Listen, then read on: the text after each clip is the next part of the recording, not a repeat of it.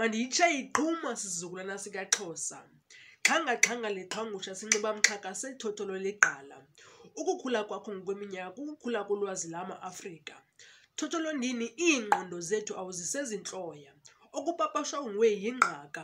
Kwisikhokelo sezemfundo qho ngorhatya ufunza ulwazi. Gqalandini ukhuphe oochwepheshe boogqirha noonjingalwazi.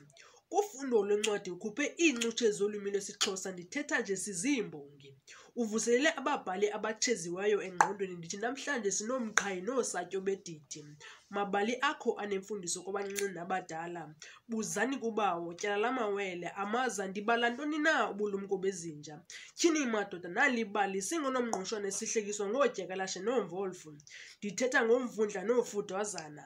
Hayi konqonqondini ungumaginyathi neempondo. Khawuchophe uphicothe uchungechunge lwemidlalo kuphele uchuku. Ithini nale nto? Usukela koosigidi noogonondo oko sahleka iimbambo de zibe buhlungu. Amadenga wetyala, thotha ubekho mhlobo.